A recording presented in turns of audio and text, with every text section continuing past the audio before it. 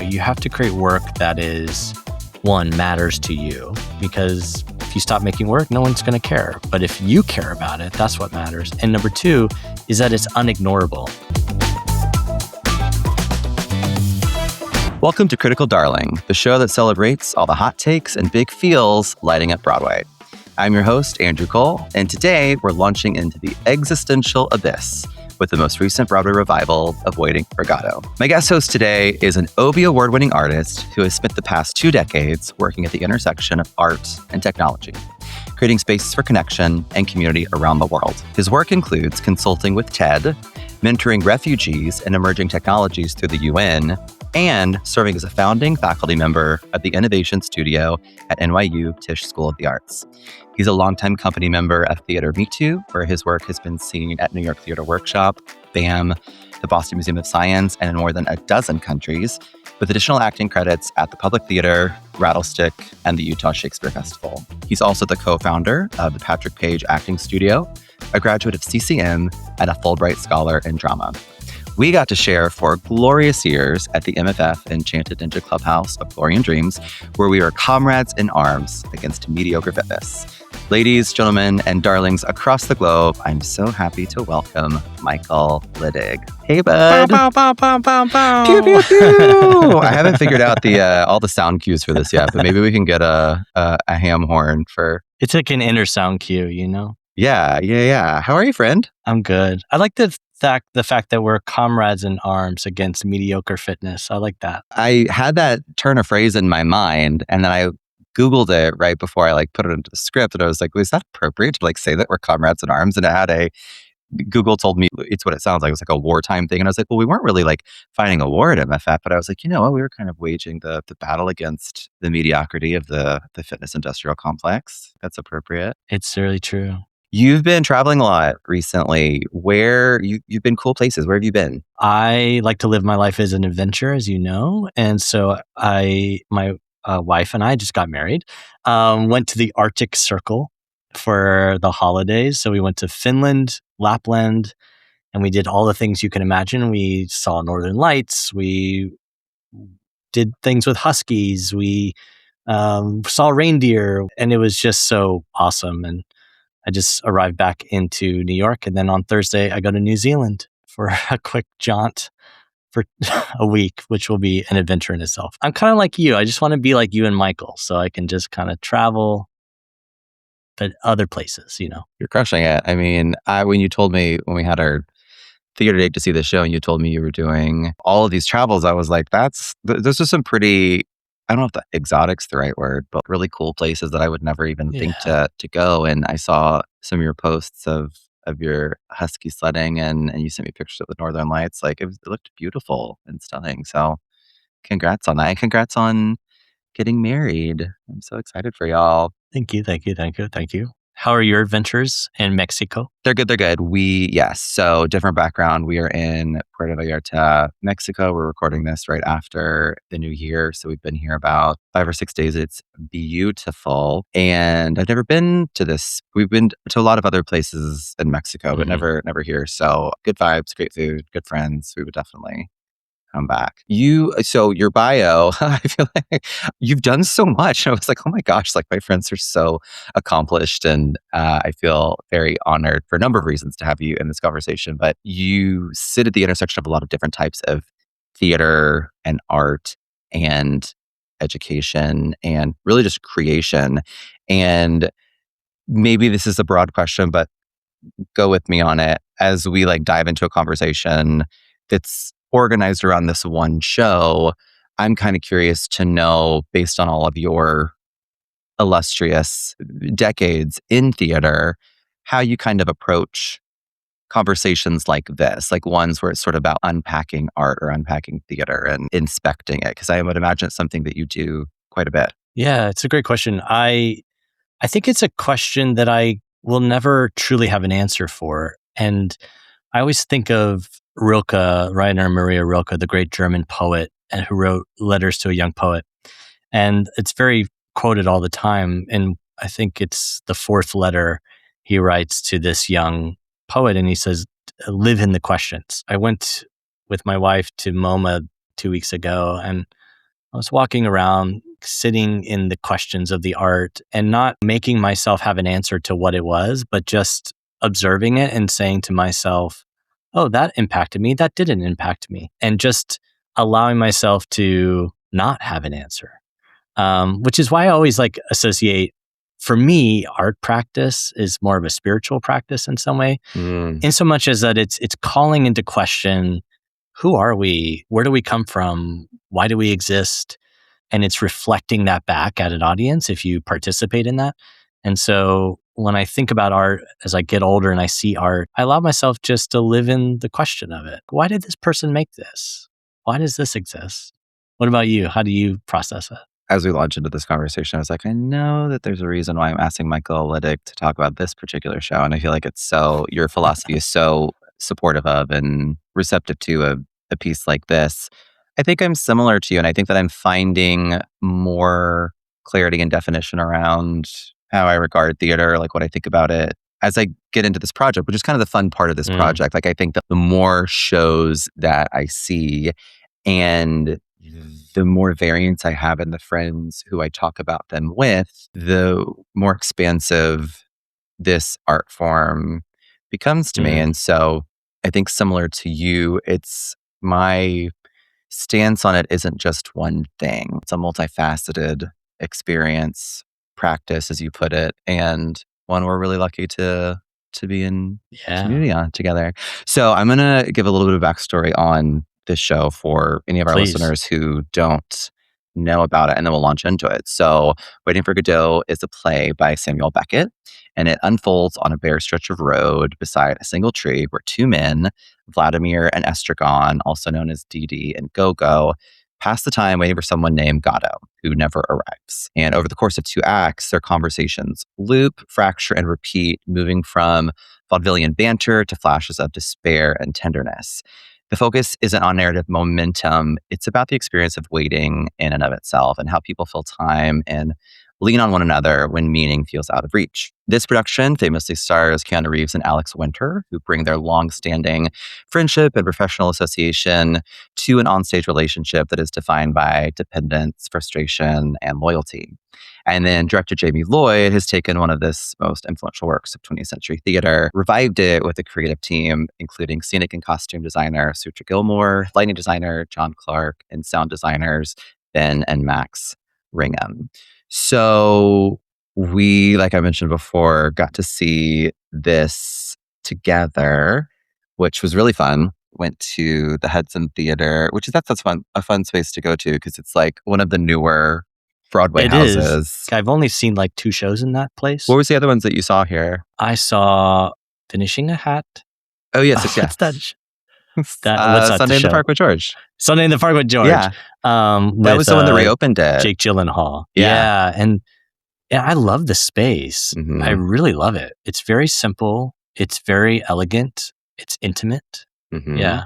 But what other ones have you seen there? I had most recently seen Once Upon a Mattress there. Was that the one that most recently played there? Maybe there was something in between that and this. And then All In, that collection of short stories. They're doing All Out right now, and they did All In a season or 2 ago. I've seen a couple of things here, and it's fun because you get to see a more recently renovated Broadway house, and like that's a rarity. There's enough leg room. Yeah.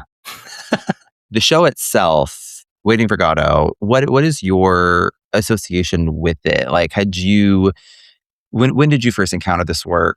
Have you performed or like created this work before? Like, what were your associations going into this viewing? First encounter was in college reading Beckett and being introduced to theater of the absurd. So of the world of Ionesco, Beckett, they all kind of came up together. As I became more obsessed with actors and kind of wanting to become an actor, Waiting for Godot is really a rite of passage, much like playing Hamlet. And so you see some of the great actors, people that I admire deeply, like Ian McKellen and Robin Williams, Bill Irwin, like these great, truly great actors choose to climb this mountain. Or like one of my favorite theater artists is Sam Shepard. And he would like carry Beckett around with him. And so I had to ask as an artist, why are these artists so obsessed with this artist? And I think that kind of led me on a journey to try to understand Beckett. And then Me Too, we for probably about 10 years ago, when we first became in residence in Abu Dhabi, we really became interested in the notion of waiting, because that was a culture where you had a lot of individuals that were waiting to go back to their family, waiting for a better life. And we investigated that through a series of actions and building these like walls that we climbed on. And that's now kind of over 15 years become another piece. But I too have been interested in this notion of waiting and how it permeates through culture. So that's what kind of been my journey with it. What about you? I think I read it senior year of high Yeah. school. It's funny. I remember learning about the term existentialism Hmm. roughly like AP English senior year of high school. And Theater of the Absurd was maybe a little bit later. Like maybe I learned about that in college. But I sometimes conflate Rosencrantz and Guildenstern Are Dead with Oh, Waiting for sure. Godot, because they're Yeah, both yeah, like yeah. maybe we did them in the same segment They're both very or intellectual. Like Stoppard is a very intellectual yeah. playwright, who wrote uh, Rosencrantz and Guildenstern Are Dead. Yeah, yeah. So I think it was like senior year of high school that I first became aware of it, and I want to say like we watched a filmed version, like National Theater or Hmm. something. I did a little bit of light research on this one before we hopped on the studio recording, and it was originally written in French and first performed in Paris in 1953, and then it was first performed in English in London in 1955. This is the fifth Broadway revival, and you name checked stars of the last couples, right? So the most recent one was Ian McKellen and Patrick Stewart, and they did it in rep with, I'm gonna forget the name of the other show, but did you see that one? I feel like you said you saw that Yes, I saw one. the other one. John Gielgud was famous for the previous one he did. It. I forget Arms. It's not Arms and the Man, but it's like it's Is it another No kind of Man's Beckett. Land? No Man's Land. That's Is it what it that is. one? Yeah, Okay. So that yeah. was it was in rep the last time they did it. And then before that, it was Bill Irwin and Nathan Lane. I was a little bit obsessed because the first Broadway production starred E.G. Marshall and Bert Lahr, who was the Cowardly Lion and The Wizard of Oz 1939 Oh. film, which makes so much sense because as we kind of get into this next section of the show, which is hot takes, we unpack what we think about the performances, the writing, the direction, the design, the sound, and really any other element of the physical show that we saw. One of the things that I feel like we were both pulling out of this was, or at least I'll say that I pulled out of it, was the physicality of these performances, the clown-like Hmm. nature. You had named Bill Hmm. Irwin, who was like a famous classically trained clown, and Burt Lahr. I just can't get over like thinking about him and like all of his mannerisms from what I know from the Wizard of Oz film and like seeing him in this role. So that's a fun little sidebar tidbit. What were some of your hot takes, either the performances or other? Oh, I love this. I think for me, I walked away thinking about Keanu Reeves and Alex Winters, and thinking about how a play like this demands a deeper concept or construct that goes over the piece. And so, what we had with Alex Winters and Keanu Reeves is obvious deep friendship, obvious deep trust. That it's palpable. Like you can just feel it in the audience. I don't know how to like say it until you experience it, but you can see that these are generous people that are really want the other to succeed. And so I thought that for me was the reason it totally worked. And I imagined in a different, relationship, it might fall flat, because this play, as you were saying, talking about a clown, talking about Bill Irwin, you have to put like something over it. If you tried to do this flat, it would totally not work. And when you go to see it, it's like watching someone really, take a swing at something. It's exciting to watch because you're like, how would I do this myself? I don't know how do I even begin? And I think anchoring it on these two men, and I was doing some research on it, and I heard the reason this came about is that Keanu Reeves had a dream. And in the middle of the night, he FaceTimed Alex Winters. He goes, "You, me, waiting for Godot." And of course, he said yes. But I think that's such a cool story to me as an artist, as a human being, that these ideas that you have that could become triumphs later or something that scares you came from a dream, came from a friend. You asking me to be on this podcast came from a friend and said, "Hey, I'm doing something. You want to come play with me?" And of course, we've heard multiple stories about Keanu Reeves and how generous he is and who he is as a person, and same with Alex Winters. And so I thought it was just palpable.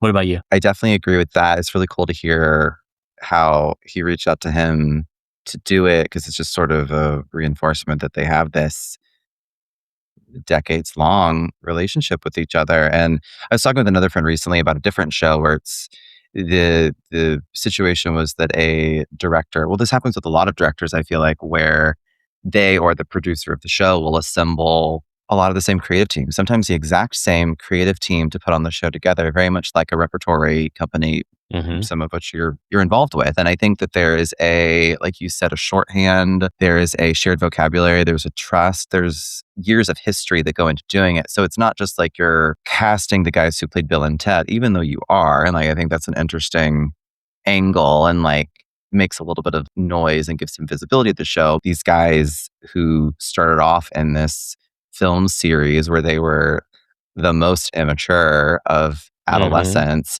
and now they've got 30 plus years under their belts, both as humans and then as friends with each other, and they're taking on this show that is iconic for being a very or portraying a very hard to put your finger on relationship. I think that's really cool, and I think the show it's really cool that so Jamie Lloyd, who's the director, who I want to talk about in a second, he's also the lead producer on the show. He has a production company, and I think it's really cool when a creative like that believes in their work so much that they're like, nope, I'm gonna front this. And I think that it's a winning proposition when someone like him gets in his orbit something that is, I always like think of a marketing angle of this, like something that's just like as Yeah. immediately sellable and pitchable as like the Bill Yeah. and Ted guys doing Beckett. Yeah. It's a one-line sentence that my mom would understand, you Yeah, know, yeah, or my sister would exactly. understand that. Like, and so I go, "Oh, I want to go see that."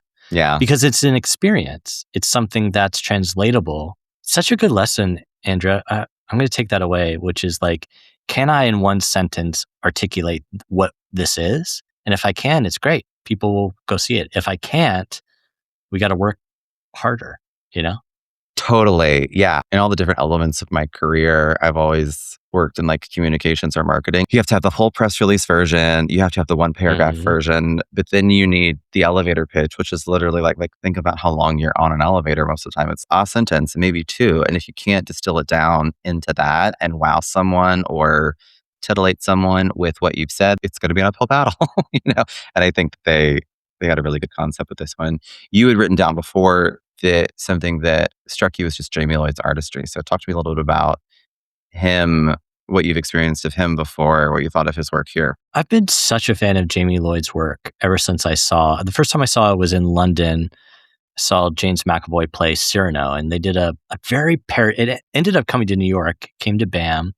It's a very pared down Cyrano. So Cyrano, for folks know, is all about his nose. Everyone makes fun about his nose. And of course, they had no big nose on James McAvoy. It was simply simple. It was modern dress.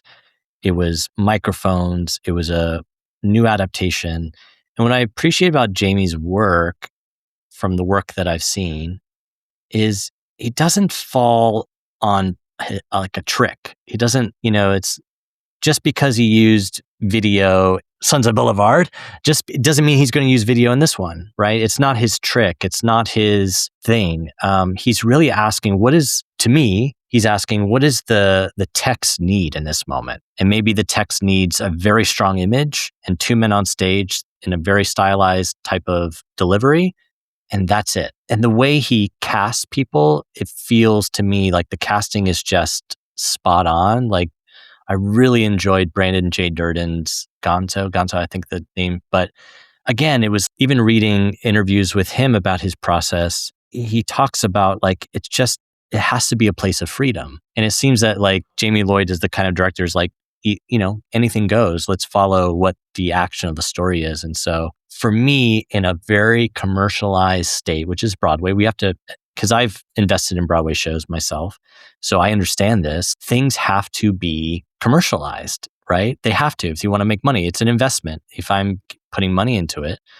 But what I appreciate about Jamie is that he does ride a fine line of like both understanding what the investment is, and most of his productions have returned on the investment as well, which says a lot about who he is, you know.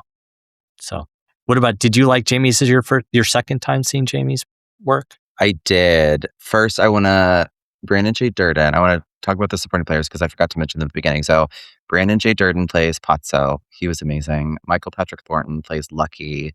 He was amazing. And then the role of the young boy was double cast with Zane, Aurora, and Eric Williams. We saw Zane at our performance. We'll get into some of their stuff in a bit. So, yeah, Jamie Lloyd was not on my radar before Sunset Boulevard. I loved Sunset Boulevard, the recent revival that he did on Broadway with Nicole Scherzinger and Tom Francis. I saw it twice. And the thing that strikes me the most about that show and this one, the words that I would use to describe those two approaches are fearless. I'm thinking specifically in Sunset where they did the whole Steadicam outside the show to open Act 2 thing. Like that's truly a fearless thing to do. Yeah. Ballsy, you know? And really strong perspective, strong point of view, very clear direction. He's the director. And I think that I wouldn't say that all revivals need to do this, but I would say that people are reviving everything nowadays, right? It's a very true thing talking about like returning on investment. Like, you know, what'll return on your Broadway investment is when you cast an A-list star in a Broadway play revival. There's no sure thing on Broadway, but that's the closest thing to a sure thing that there is. Yeah, so far. It is always more of a satisfying theatrical experience to me when there's a clear need to see that director's vision of a revival. That's right. And I think that the starkness and like the very stylized approach that he took to both of these shows, like the set in this is really cool in Waiting for Godot because it was basically like, I mean, it's basically takes place in a void. It's hard to describe. It's almost like you took traffic cone and like turned it on its side. The main playing space is the big circular opening, and then it goes further back on the playing space with the smaller cone. The set doesn't change. Like I think a drop comes in at one point before and after each act, but there's no big scene changes. And so that like just the very first view of the set, it was just like a big circular white bright light. And once it gets like 10 or so minutes into the show, you sort of realize like, oh, they're not changing the set at all. That's a very bold move to take. And I think it's one that paid off. I love that you said clear need. Go back to like Nicole Scherzinger. You know, the fact that he cast her, an ex-pop star that everyone thinks is not that talented. She was in a pop group. And then she goes on to win the Tony in that production. And you see the need to see that actor because there is something that she has inside of her that is going to be different than any other actor that's done it because she's lived it in a very specific way. And I think about the need of seeing these two men similarly, where you're like, oh, I need to see that. And it's something I've only noticed in a few other directors where they're able to, like Julie Taymor is very good at this. She casts in a way when you go see a Taymor production. Reeve Carney is a great example in Spider-Man, where Reeve Carney as a human being, he presents sometimes as funny and awkward and a little nerdy, and yet he looks like a god. He looks beautiful, and he can sing like Bono. That kind of like alchemy that makes it really work, you know? And so I think the same thing with Jamie is like he has an eye for casting. Everyone's cast perfectly, in my opinion, and it makes the production work. I can just see so many. I can see so many different parallel universes where this production is awful. I mean, it's just bad theater, awful. But it did hold my attention in so much as sometimes I was like, I don't know where this is going. Okay, I'm going to let that go. You know, it's kind of like that kind of process of witnessing a piece of art. Similar to the question, like living in the question of it. I think that the casting is the reason that it works. In particular, I feel like I'm much more familiar with the work of Keanu Reeves just because his profile's, I think, more well known than Alex Winter. But Alex Winter really impressed me in this production, which isn't to say that Keanu Reeves didn't. They play off of each other very well, but there was just something about the performances both were just so dropped in and so perfected. And the interplay between the two of them, it has to be so precise. Like I can't imagine like how long they had to rehearse this, get these performances to be the performances they needed to be. Granted, we saw it like later in the run, so they'd been doing it for a while, but they were both great. They did an incredible job, and I was really taken with how nuanced and specific and just well thought out like all of their choices were. Yeah, this is a little insider baseball. So I work at NYU, and I was reading kind of an article that about Brandon J. Durden. So Brandon teaches at NYU grad acting. He brought Keanu and Alex to do a talk back with the students. And of course, Keanu bought tickets for all of the students to come to the show. He purchased all of them, which I thought was, of course, a very Keanu Reeves thing to do. But he said he was talking about the playing of it, and that anytime he tries to control where the play's going, he says everything falls flat. In the precision, there has to be freedom and letting go, which I was like so interested in, because you're exactly right. It has to be incredibly precise, but it also has to be alive and free. And he said, he was just telling stories of like, there are moments sometimes where he tries to control it because he wants to get the same laugh he did last night, and it just never works. It just falls flat. And I thought, oh, what a great example of why this text is known to be one of the great texts of the 20th century, is because it demands something else out of you when you do it. I love that whole like chasing the unchaseable. It's like the minute you try and chase it, it slips through your fingers. Yeah. You missed the boat. Like, stop trying to do that. So that's a good segue actually to the big feels portion of this conversation. This is where we dig deeper to talk about the underlying meaning, themes, and what we left the theater thinking or feeling. And you'd started to talk about Beckett, like his legacy and what he was trying to do with this work. This is the reason I invited you to the podcast, Michael Littig. Pontificate at me, with me on Pontificate. Beckett, yeah, and like what this work is trying to say. Let me talk with my feels, and then I'll move to my head. Perfect. So my feels, I turned to you. We walked out of there, and we said to each other, "Oh my God, it's a Tuesday night. We live about 10 minutes from here, and we just saw those two people in a high-level production of Beckett on Broadway, and now we're just going to go home and say goodnight." That feeling, I'm feeling it more and more. I wonder if you feel this, because you're seeing so much theater lately. I think as we more live in the, remote work from home, we're always kind of virtual in some way. I find going to theater so much more rewarding nowadays, especially when I am considered in some way as a part of the audience. And I felt like this production had some little elegant moments where we're all in this together. No spoiler alert here. It's like they do this really fun Bill and Ted tip of the hat in the production. And it's like a moment of, we know you came here to see that. We'll just do it for a second. Like, we're all in here, right? So that's what I felt walking away, was like, I'm just so glad I get to see this. I'll never see that ever again. And it was great. Intellectually, I walked away wanting to understand Beckett more. And I don't wonder if you feel this way. When I look at plays that were written 50 years ago, as I get older, I'm always thinking to myself, what was happening in that moment that they needed to write that? And then to hear it, like it's coming out of post-World War II, we thought the world was going to end. And here's these big questions that this artist is wrestling with. It's wrestling with form. It's wrestling with, who are we? What are we waiting for? Why does this matter? And I just grew in admiration for Beckett for that moment. Because then I start to play the game of, in my head, it's 2026 and I'm an artist, and I'm going to create a play like that. I'm going to just create something totally no one's ever done before, because I have to. And so that's what I'm kind of walking away with. Who's the modern day equivalent of Beckett? And where is that going to come from? And is it going to be you, dear listener, whoever's listening to this? And I know they're out there, but yeah, that's what I've been thinking about. What about you?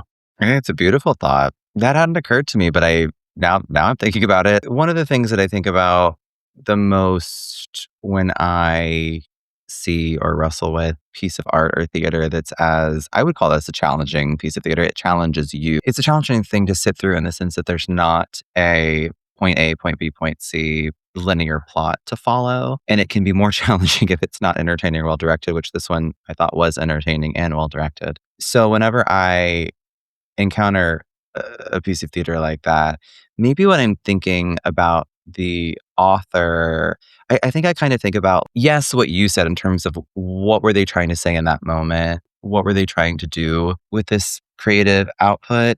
But I sometimes stop to think a little bit more about the tactical realities of the day. Was Beckett trying to make a commercial hit for 1954, whatever it Yeah. was?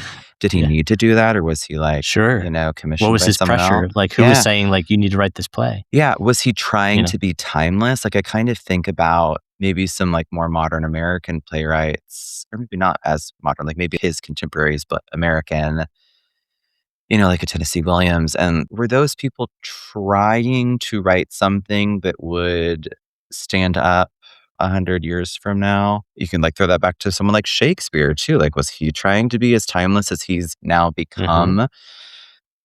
Or were they just trying to get their thoughts on paper? Like, were they doing their morning pages and they're like, this is what they came up with? I don't know.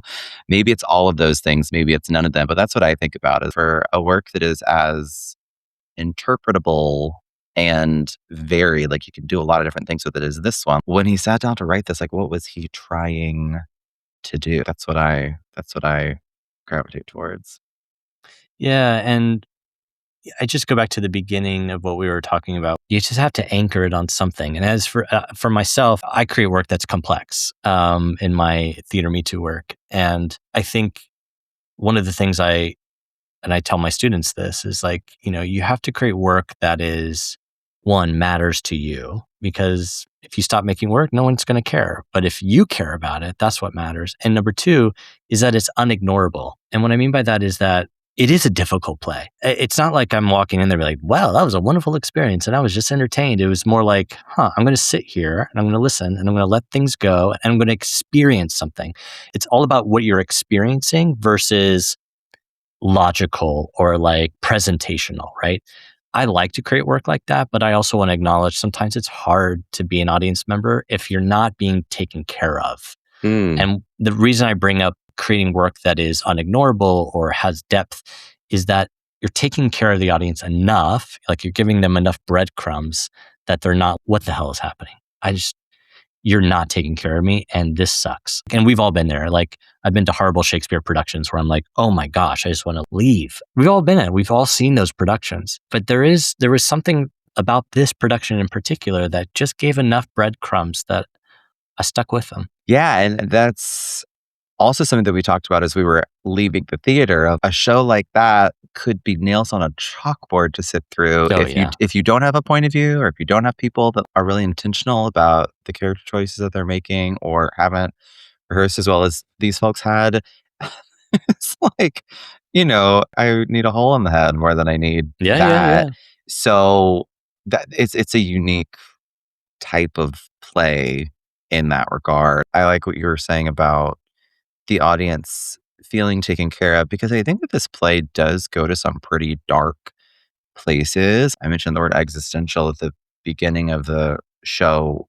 It is about contemplating the nature of life and our existence, and Hmm. like what is that, and what is the beginning and the end point of that. And if we don't know the beginning and the end point, like what does that mean about us existing? Like it's very hard to Yeah. wrap your mind around things, but it goes to some like kind of morbid places too. Like, Hmm. is life pointless? Like I feel like they talked about hanging themselves a lot. That was something that I actually meant to say in the last section was the play is staged around a tree, but the tree wasn't, there was no tree There in on a this tree. stage, Yeah, yeah, which yeah, in and yeah. of itself is, like that's like so Godot. It's Yeah, yeah, the yeah. the What is the thing that they're tree? talking about is not Yeah. there. Or that maybe that was also a directorial or scenic choice, that because they do talk about hanging themselves from the tree, what was the intention on like not having the tree Hmm. Hmm. there? Like I don't know. But all of that to say that like your mind can start to go so many places that if there's not firm guidance on, or some sort of fencing around where we should land, the general area in which we should land, then it could be really frustrating. Before we launch into the final part of the show, which is our rating, something that I also wanted to get your thoughts on Is the waiting being the meaning, the journey Mhm. being the destination? What are your thoughts on that aspect of this story and like the way that it kind of was presented in this particular production? So the play loops on itself in some way during the. You actually, I thought at the end of the first act, I was like, I think is it done? No, no, they have another act to go because there was a definitive like this is the end, and then it started up again. Again, it goes back to me when you were talking about the tree. And I was thinking about the fact that they didn't have a tree is they chose an existential void because I think subliminally, they wanted you to feel like what it felt to be in the sense of waiting. And so let's put a big hole on stage. Great. Okay. I'm already having to look at this giant hole and try to find meaning in it. I think in terms of where the play was written is like, what are we all waiting for? And all the great spiritual texts is do not ask if the kingdom of heaven is spread upon the earth and men do not see it. Do not ask, nor it will be here nor there. It's not about waiting to find heaven or waiting to find the thing. It's here. It's right now. And I think that's what I think the play ultimately is trying to investigate at the end of the day. And instead of trying to presentationally make that happen, it invites you into feeling that existential dread. Because some part of you goes, when will this play end? That's actually happening. And so, and again, it goes back to why the direction was working. Things were actually happening on stage. That's actually Keanu Reeves talking with Alex Winters. And so when things are identified in that way, I'm like, okay, now I'm here in this space. I'm here. I'm waiting with you. I think that's what I'm getting towards the answer, which is there is no answer at the end of the day. Yeah, yeah, you're right. And I think that the waiting of it all and like this figure that they wait for that never comes, like one of the things that I took away from it, a little bit of a not a lesson, but a reflection on self-agency and Hmm. defining your own trajectory. These two, it's a tragic comedy because it's pretty tragic that these guys are just hanging around waiting for this guy to come home and the guy never shows up. I feel Yeah. bummed for them. Yeah.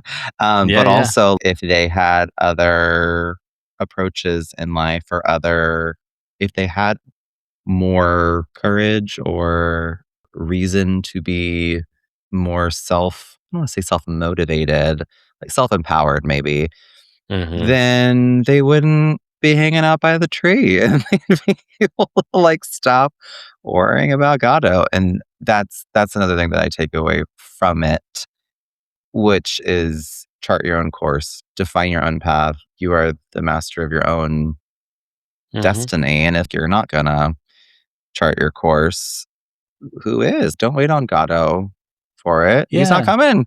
Homeboy's not. He's Or not here. the fact that we've been here before. That's the thing. History. There's this great saying that history doesn't repeat; it rhymes. Oh, And I think in this moment, even culturally, we're back here again, going in the face of AI, in the face of this new world. We're going, what is this all for? It's refreshing to go to a play that is thoughtfully executed, that lives in that question, allows me to really experience that question for a moment, and also allows me to have a little bit of a good time while doing it. So, agreed. Well put. yeah. Well put. For our final section of the show, it's the should you see it section. This is the part where both hosts offer the final verdict and rate the show by sorting it into one of four distinct tiers. The tiers are nah, which means the show didn't land, catch it if you're curious, but your time and money might be better spent elsewhere. Then there's meh, which is truly a mixed bag. The show has some nice moments, but not quite enough to stick the landing. Then there's Yas, which is a hearty yes. It delivers, it entertains, and it's well worth seeing, even if it doesn't totally change your life. And then there's Hell Yeah, which is a full body standing ovation. Run, don't walk. This is why we love Broadway. This rubric is built to foster conversation, not scorekeeping, and reflects Critical Darling's mission to treat theater with both honesty and affection. So I always like to give our guest hosts the first word. Michael Littig, what would you rate this production of Waiting for Godot? Yas. I give it a yas. Why is that how you encapsulate this one? It's so well worth it. I would give my hell yeah to there are I will limit that to when I'm just crying and I'm feeling like, oh my God, you have to see this. this is why we do theater. This is incredible. And there's usually 2 or 3 per season that gets the hell yeah, versus this, which is like, you'll never get to ever see this ever again in your life. There might be a Waiting for Godot that will come along in 15, 20 years, but at least you'll be able to say, I saw this one. And sometimes I go back to theater because whenever you're going to experience that ever in your life. And so that's why I give it a yas. I really appreciate how you positioned that. And I'm the same vote as you. I'm a yas as well. Oh, pew, pew, pew. Back to the pew, pew, pew, back pew, to the pew. horn. The show itself and this production, like had I seen it on my own, I think I would have been a yas. I don't think I would have been a meh. I think I would have been a yas. But the act of talking about it and experiencing with it and having it be like the reason a good friend I get to see for the first time in a while, that to me is a hell yeah. And so I think that that's kind of going back from the earlier parts of our conversation, why we show up to the theater, why we keep coming back. Like that is a very special and sacred thing. But yeah, you're right. I don't know if there would ever be a production of the show that I would give a hell yeah. I think because it is Yeah. the frustration is built in. That's right. Yeah, there's just no way. It's like I saw Ian McKellen and Patrick Stewart rated some of the greatest actors of their generation. Same experience. Like it's never going to be a hell yeah. But I learned something from what you're saying, which is, am I walking away thinking about it? And if I'm walking away thinking about it, then it's a yas. I'm like, don't need to talk about that. There's nothing else I can get out of it. That's a meh to me, right? And I feel like these types of productions are designed to make you think, to embrace that, It's a beautiful note to end on.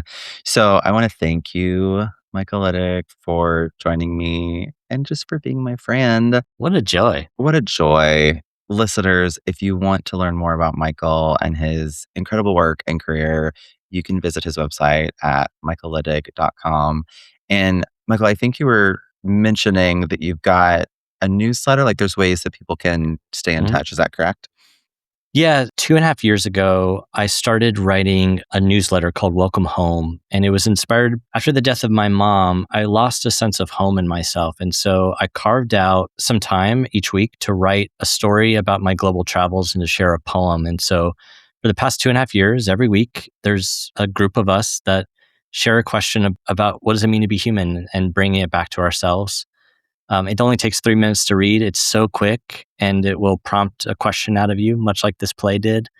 And then I'll always pair it with a poem that means a lot to me or means a lot and is in correlation with the story that I tell from my global travels. Just a way to share wisdom and to be out of the noise of social media. And so if that is a calling to you, you can go to michaellittig.com, and at the top there, it can say, subscribe to my weekly newsletter. And it's free. I never solicit anything on there. It's just an opportunity just to be in the questions together, which is much like this Beckett play. Well, thank you for just following your creative instincts and giving up something to, the population at large. Listeners, you have your marching orders. Go visit his website, subscribe, and enjoy all of the wisdom and thoughts of this wonderful human. Thanks for being here, bud. So good to see you. Appreciate you. Thank you, sir. Alrighty, listeners. Thank you so much for spending time with me and Michael Littig with this episode of the podcast. I'm sitting back here listening to this conversation, which we recorded about 2 months ago or so. And it's so rewarding to hear that last little bit that Michael said about you'll never be able to have that same theatrical experience again. And you'll always be able to think back on having gone to a show like that and remember it. And I already do. It's only been a couple of months and I still feel very grateful that he and I got to see that show together and that it's crystallized in time, this conversation, but also just the memories of it. So I hope that you can kind of take that and go make your own theater memories with your friends. That's part of the fun of this show. Critical Darling is produced by me, Andrew Cole. Artwork is by Eric Imsch. Editing is by JH Productions, and music is by Stantown. If you're liking the show, you know what to do. Go subscribe and follow on your favorite podcast platform. Give us a review. Tell us why you love the show. That'd be so swell. And be sure to tune in next week when we will be diving into one of the most recently opened shows on Broadway, Every Brilliant Thing, starring Daniel Radcliffe. See you then.